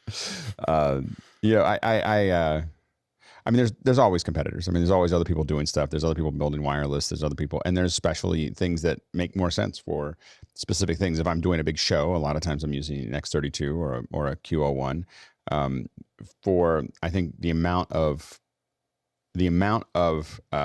features and quality in a small package, I don't think there's anything that comes close, which is why we're having John on. so I think that's the thing, is that both high quality and a lot of features. And, I've been using this stuff all over the world for, over a decade now. Next question. I think we touched on this too. Rupert McRae of Dallas, Texas asks, is the A20-Mini only compatible with the audio limited A10 RX receiver? The answer is yes. And that's a question that we often hear. Can this work with this other system, or system A or system S or system whoever? Those are good questions. And in the FM world, there kind of was, analog wireless world, there kind of was compatibility between, you could put this device in this compatibility mode, and you can work with this other manufacturer's receiver. And that worked pretty well. But when we're talking about a digital environment and we're talking about digital RF, every single manufacturer has their own way of doing digital RF, and ours is unique from all the other manufacturers. So those are things that we are, collectively reluctant to share with each other because that's kind of each of ours special sauce. So I don't think you're going to see digital compatibility of devices that work in the UHF band.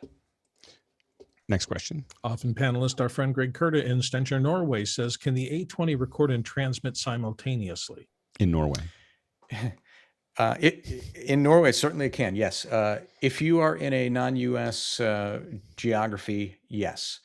If you purchase a device outside the US, that unit has the capability to simultaneously transmit and record. If you buy a unit in the US, wherever you're operating that unit, it only can record or transmit either of those functions independently.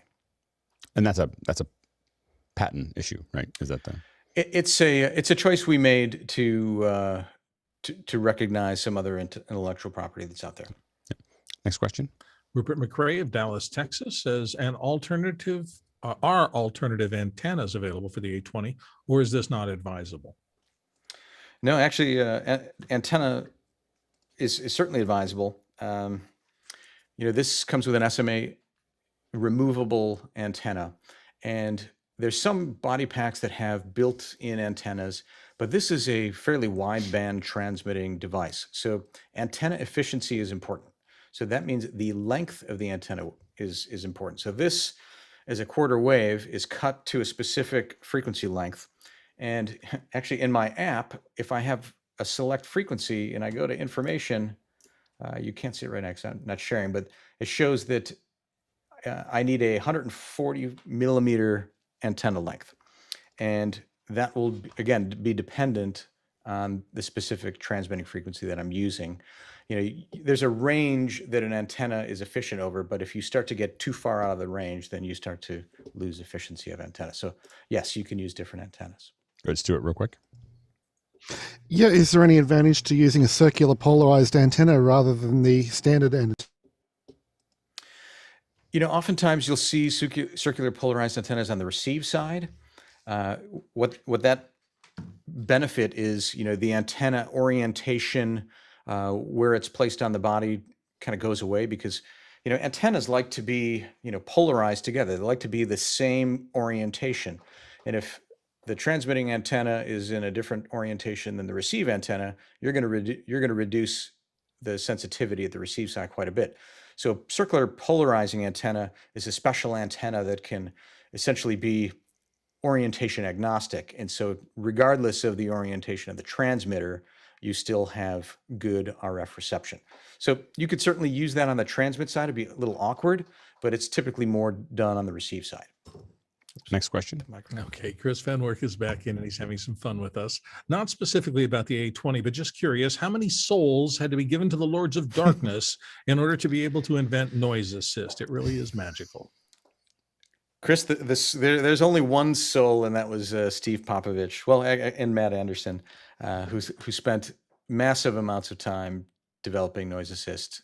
Steve is has a PhD in noise control. He's done noise control, kind of his whole career. So we tapped him and took advantage of that to implement noise assist.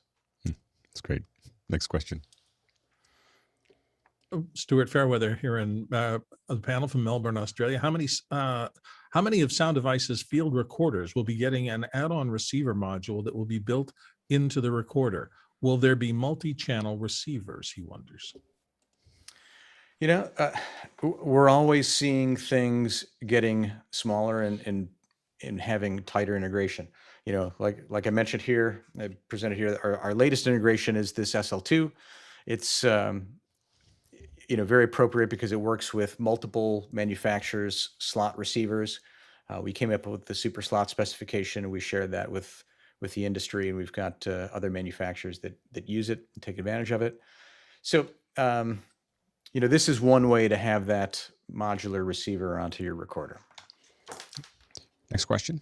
Douglas Carmichael is back, and Doug says, could you see the A20 being applicable for live event and theatrical use cases, or is it focused on the location sound market? Our primary, in our first market is that cinema and the theatrical dramatic application. competition reality, some sports.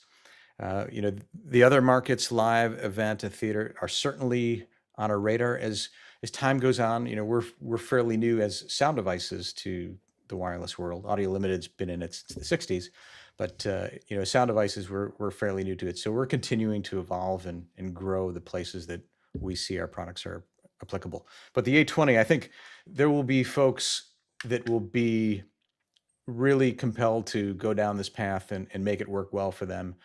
They can certainly use our A10 rack, which puts 4 of the slot receivers. That gives them 8 channels of A20 available in a single rack space. So I think that's certainly a place that people will go for some of those theatrical applications. Next question. Jesse Mills, San Francisco Bay Area, here on the panel often. What's the practical operating range of the Bluetooth receiver within the A20 transmitter when it's out of line of sight? I think that out of line of sight is going to depend on what is in between you and the the 2 devices in that line of sight. Is it concrete? Is it wood frame? So it's really hard to give a what's the length of a piece of string kind of answer. And I think it's going to be application and situation dependent. But what we've seen, the very first Bluetooth implementation we put on the A10 was really very much near field. The A20 has impressive range. We've got a 5,000 square foot office here, and I'm in one corner of the space. And at the front door, we have full bars of Bluetooth connectivity through multiple offices, multiple office areas, and through the server room, and it still has clear connectivity. So it's a quite robust signal. Next question. Keenan Campbell, Princeton, Illinois. Is there an RF waterfall or spectrum analyzer built into iOS apps for frequency selection? Now remember that the iOS is controlling the transmitter side of it. So the receiver is going to be connected oftentimes directly to an 8 series or something like that. So with an SL2 and an audio limited A10 receiver, you can see a histogram of RF signal energy. So that's something that's built into the receiver and the mixer combination. So again, on the transmitter, which is what we're controlling with the iOS app here, that's controlling the transmit functions. Next question. Rupert McRae wants to address some edge cases. What happens if you're within transmission range, but not within Bluetooth range? Could you be left without being able to adjust settings? If you still have, the forward link, which is that UHF audio connection, and you don't have Bluetooth, you'll still be transmitting, you'll still be receiving. It's kind of, like an old school situation. If you need to gain control of that transmitter, you'll need to get closer to the transmitter in order to do that. But it'll still continue to operate. There won't be any interruption on that, for that. And the good news is you don't have to walk up to the actor. Right. you just have to get close. You can be behind the camera, while they're still getting set up and making the adjustments. Right. And remember, the Bluetooth is not a continuous real-time data intensive thing. It's really just a little blips of control that we're sending. So it's it's quite efficient. Next question. Greg Kurta, Stenshaw, Norway, from the panel often. Will the A20 provide 48 volts of phantom power? The A10 is the transmitter if you're going to need a full balanced microphone or line level signal. The A20 is designed to work with lav mics. Next question. So it provides 5 volt bias for lavs, but it does not provide 48 volt phantom. Next question. Rupert McRae's back from Dallas. Are settings saved on the device, or do they need to be resynced after a power cycle? And can settings be cloned from one unit to another in a swap out situation? Settings are on the device. So when you set it up and pair it to another iOS device or Android control device, the settings will appear, and you'll be able to manipulate. And are you able to cut and paste between them, between 2 different devices? Like, so if you have like 6 devices connected to your iPhone, could you clone the settings from one to all 6 of them, or? No, the control is one device at a time. Now we have had some requests, and something we are exploring is what happens when I have 6 transmitters, which is pretty common. A lot of folks that are early adopters of A20s are kind of in higher quantity multiples, so they want to have the ability to essentially group functions. They want to group view core function. So those are things we're looking at. That's great. Next question. Douglas Carmichael's back. Where are the recordings stored when recording with the A20? There's onboard solid state storage in the A20 itself. I think there's 64 gigs, and that's accessed through a USB-C connection. So it just mounts as a mass storage device. There's also a dock station that we offer. It's a dock that will accept 8 units. So you can slide these in. It will charge the unit. It will also allow you to jam timecode all at once with a single connection. And it will also mount all of the devices and show them all up on your desktop and essentially operates as a USB hub so that you have them all and you can access all their files. It's really what it makes me think of is the Shure microflexes of. It would be really interesting in that configuration to have settings that are connected to each thing. You can just plug them all in and it automatically sets them to 1 through 8 or whatever. That's their setting. No matter how you got them, if you plug them in, that's how they're going to come back out again. It'd be kind of that's what the microflex does. When you push the button, it just sets them all to that end, which makes it easier to maintain. I don't know if professionals would want that. In an office, it makes it really easy. No doubt. Yeah. Next question. Rupert McRae, Dallas, Texas. And Rupert says, what is the IP rating of the A20?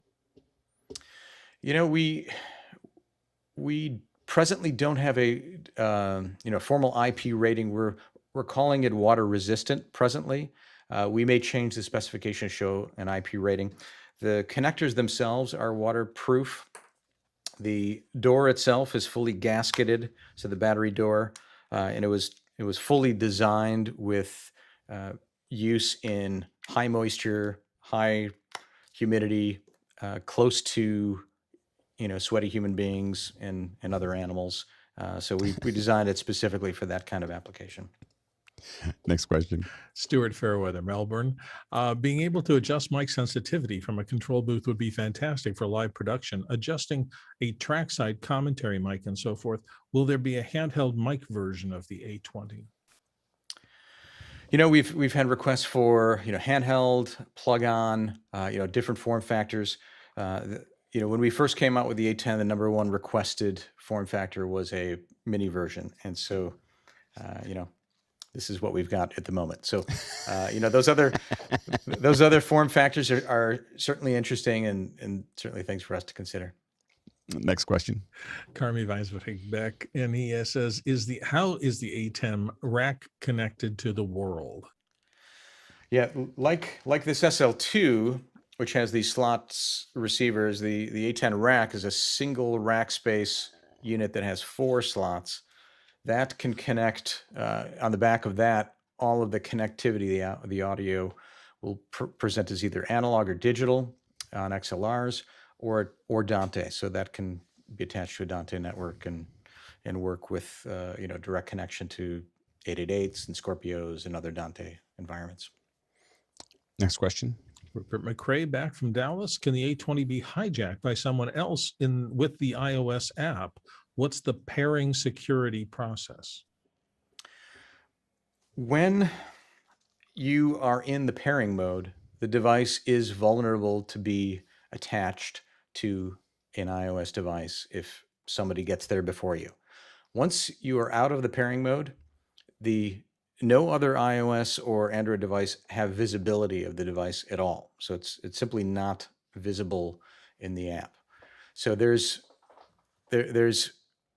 very little likelihood of the A20 being hijacked. Now in security things, you can never say absolutes, but we designed it as such so that once you attach to the device with an individual app or device, that one is capturing it. And you'll have to have that specific app off in order for another device that you can have it paired with to begin controlling it.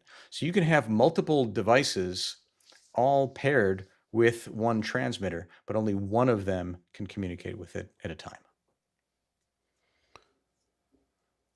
So you could have, okay, so theoretically you could have, how many, is there a limit to how many could be connected to it? No. Interesting. So you could, because usually, that's interesting. So you could have 4 different iOS devices that are all talking to it, but only one at a time. They will, if another iOS device is paired with it, it can see it, but if I'm talking to it on my device, then the other person can't gain control of it. Is there a way, and then you could, if you wanted to go back to just you could reset it? If I remove the, there's an enable switch. If I take it out of being enabled, then the other person gains control. Oh, got it. So it's locked to you until you unlock it. Yeah. Got it. Next question. Tyler Darlington down here in San Diego says, if gain is set improperly in 32-bit float mode on the mix pre, does the signal going over 0 dBFS lose resolution? Actually, no, it doesn't. In 32-bit float, an audio signal can go above 0 dBFS and it will not be clipped and it will not lose resolution. So it's still a fully valid audio signal. It may look like your meters are pegged because your meters are typically metering in a 24-bit mode. But once that file is converted to 24-bit in a normalization process where you're not where you're not overloading 0 dBFS in the 24-bit integer world, that file continues to be, fully dynamic with no overload. So the 32-bit float world has dynamic range representation that's, it's like minus 700 to plus 700 dB. It's just, numerically impossible to generate signals that are that big. Next question. Stuart Fairweathers back from Melbourne. Is the A20 app both Fruit and Robot compatible? Will there also be a web console version? Yes, there's Android and iOS clients applications for the A20 remote. Next question. Stuart Fairweather again. One of the biggest issues with lab belt packs is talent sitting on them and stretching the mic cable beyond its breaking strain. Has there been any design work down to the cable to assist survivability on the new A20? Yeah, I know that some folks, like one form factor or don't like another form factor. Some of these connections, microdot is very cool for some applications, but it also causes additional strain. This is a very robust LEMO connector that's attached, physically attached to the chassis here. It's not just, PC board mounted. So it's a very robust interconnection there.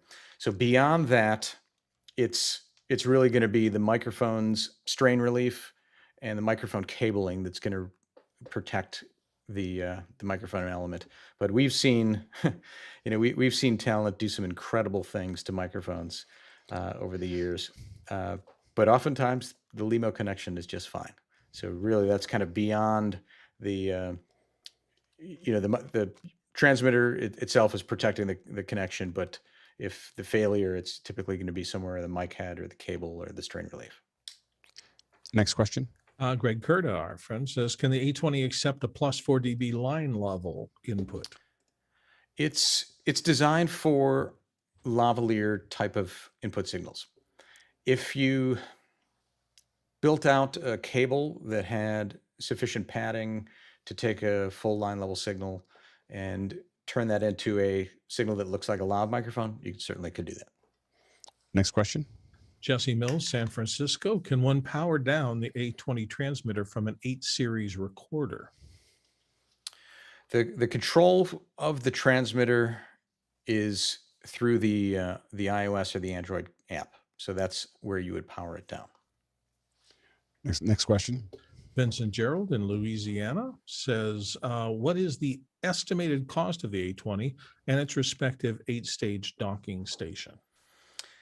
I believe the list price on the A20 is $2,200. I don't know offhand what the dock suggested retail price is. Are both shipping right now?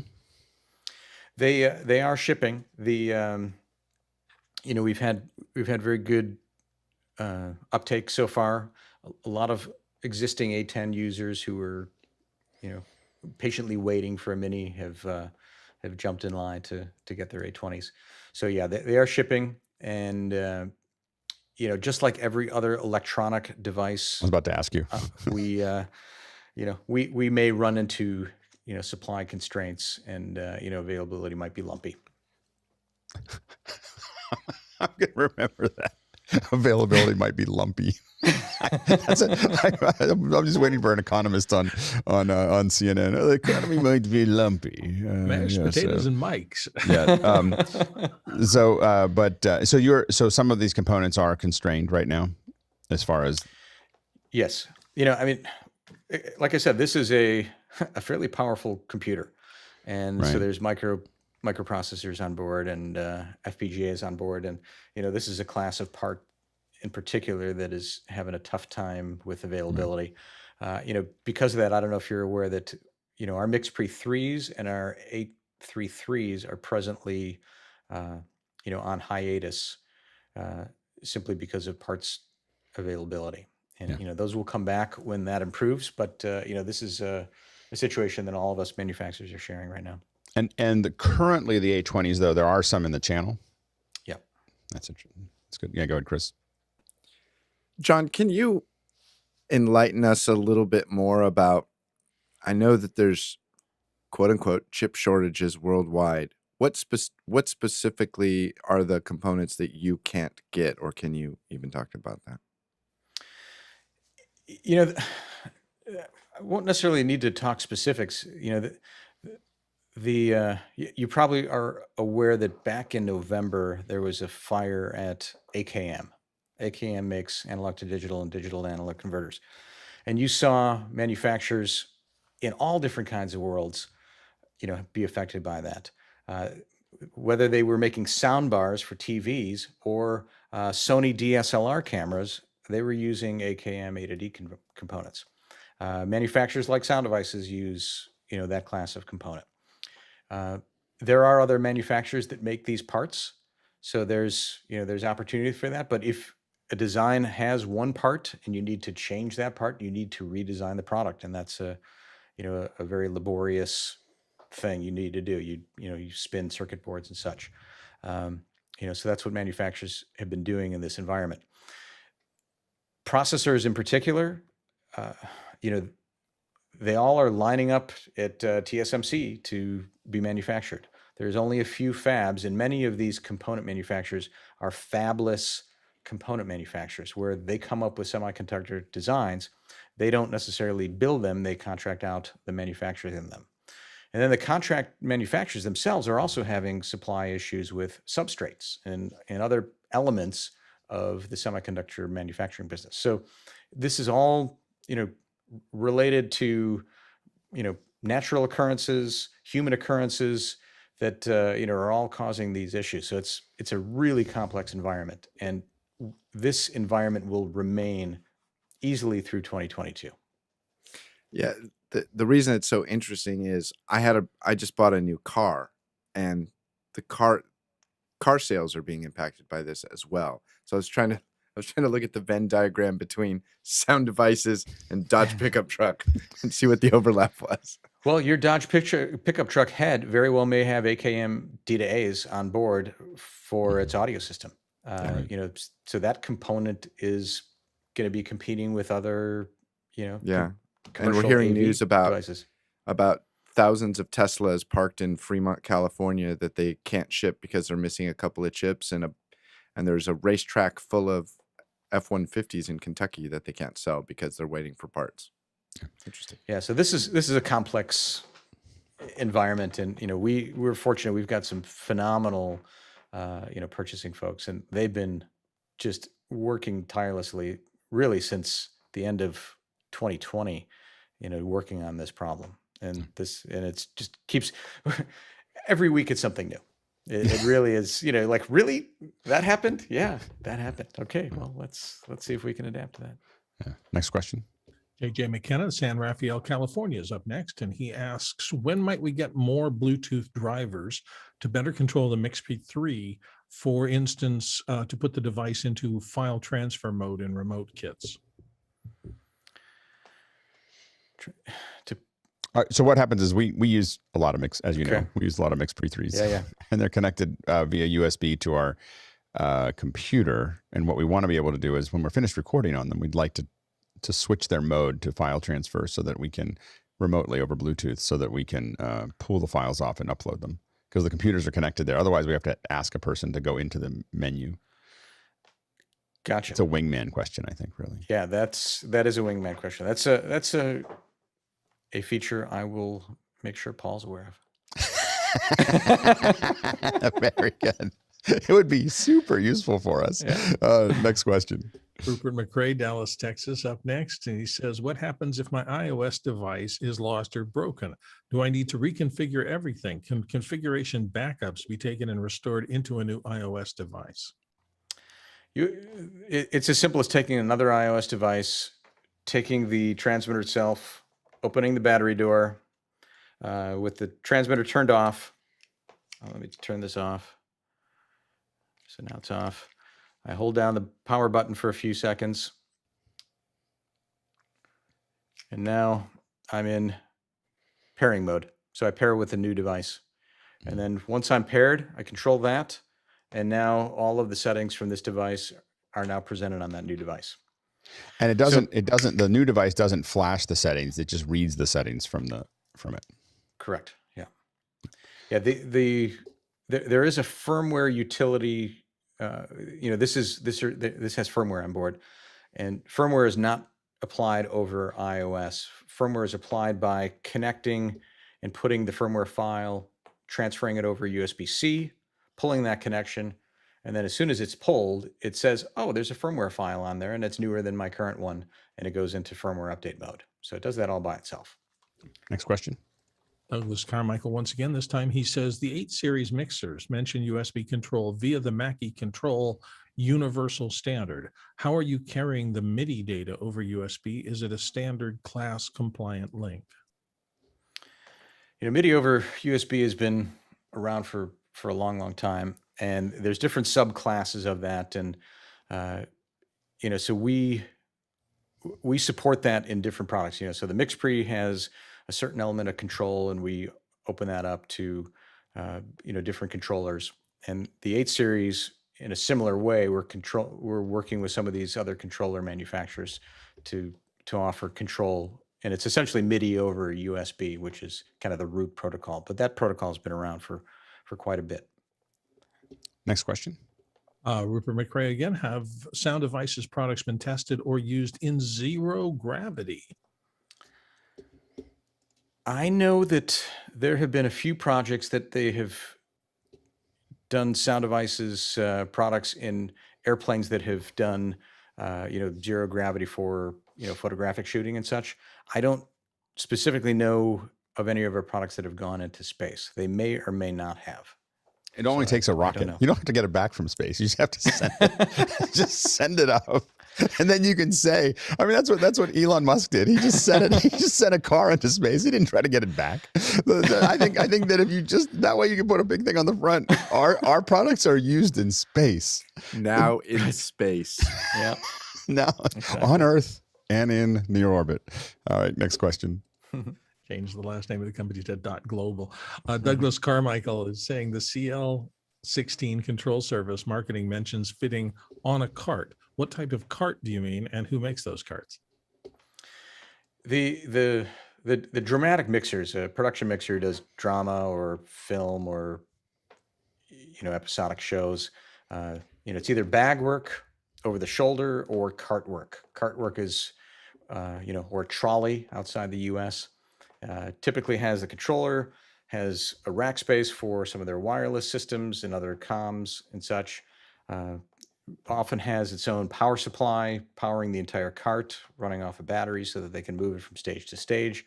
So these are specific built production sound carts. If you go to 695, which is the U.S.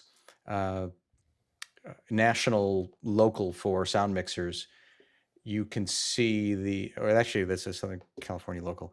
You'll see they have what's called a parade of carts, and you'll see all kinds of carts with different manufacturers, production recorders and wireless setups and such. And it's kind of fun to see how everybody personalizes their sound card.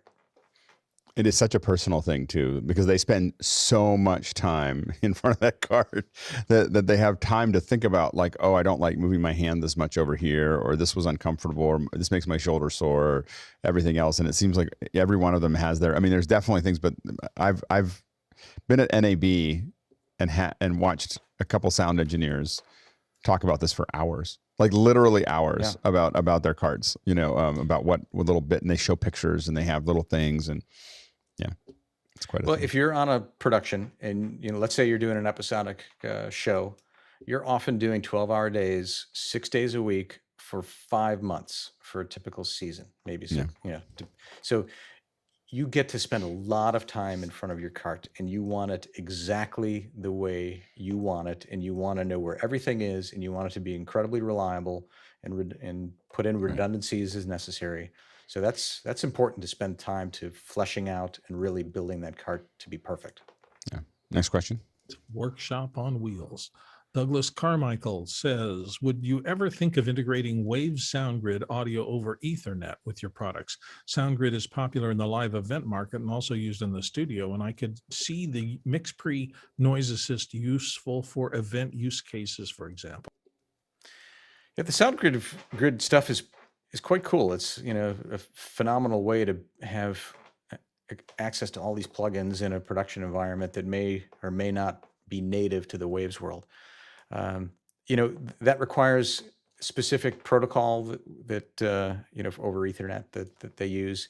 I wouldn't say it's something we would never do. It's not something that's typically asked for, but it's certainly an interesting something to look at. Next question. Douglas Carmichael, getting close to the end here. Could you see a market for the MixPre A320, MixPre 3 A20 in the remote hybrid learning sector, with a focus on within office hours on quality audio? I can see education-centric marketing on the value of said quality being a game changer for teachers. I think the idea of a compact mixer recorder with a very compact transmitter is a very cool idea. I think specifically for the educational sector, unless you're at the very top tier of that educational sector, this little box, which has an incredible amount of technology, but it is $2,200. So it may be priced out of some of those markets. COVID money. That's all I'm saying. There's a lot of COVID money running around. Those teachers can have amazing mics.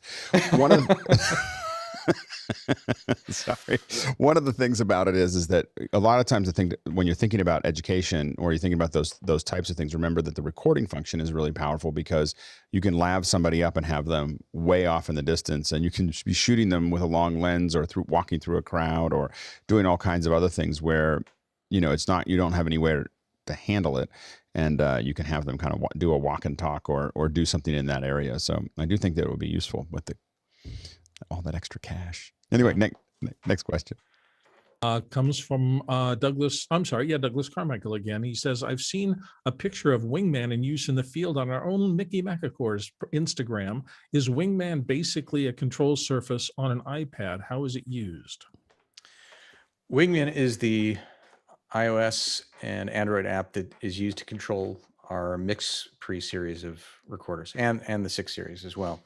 So it's showing you metering. It allows you to arm tracks, disarm tracks, change file names, create sound reports. So it's a tool to control those specific products. So it doesn't work. It doesn't have any function without using one of our mixers. It also doesn't let you change the file mode. Just saying. I'm just saying. The one thing that is really cool is that Wingman does work on the M1. So we use it with the M1 with all of our kits. So our M1 Mac uses the Bluetooth to talk to both the 6K as well as to the MixPre 3, and it works really, really well. Next question. The last one, Douglas Carmichael. What is displayed on the CL16's LCD display? Is it basically a meter bridge? It is a giant LCD meter bridge in effect. So it will show you individual input channels their input levels. You can also view bus levels. You can control, some of the routing directly with the CL16. So it's a tool that where you're, again, that production mixer who's spending 12 hours a day, they're interfacing this, they're hands-on all day long with this device. And it's a way for them to get shortcuts and, access tools and have that visibility of those metering. That's the primary display on the meter bridge. Jon, thanks so much. Thanks for hanging out with us. Oh, my pleasure. That was a lot Thanks of questions. Me. We keep on talking about, as we get closer to NAB, of just like, this is what we really want, is just to get somebody in who is from the company, who can actually answer all the questions, is not just marketing, is someone who can dig into it with us. I feel like, and the thing that's interesting is that we learn more because it's not what any one of us would have asked at a booth. It's what all of us would ask at a booth, and we all get to listen to it all at the same time. So we appreciate you being on from even the early days. So and just from the question side of it, the first hour, I learned a ton. Just these questions coming through is just fantastic. Yeah, absolutely. We can't wait. We just want to invite you to anytime you're releasing a product, let us know. We'll clear the deck. To have you you're one of the few. You're one of the office hour friends. So we'll clear the deck on a new product. We know it'll be good. So thanks so much. OHOG. Yeah, thanks so much for hanging out. Thank you all. Thank you. Yeah. Thanks to the producers. Excellent set of questions. As always, we can always count on you. And thanks to the panelists for the great set of answers and conversation. It's always fun. Every single day. 480 something or other. I don't know what the number is, but we're getting close to 500. We're all starting to talk about the 500th episode, I think, is next week. So we're almost there. So stay tuned for that. And we're going to jump into after hours now. So we'll see you tomorrow, or we'll see you in about 30 seconds. All right, take it easy.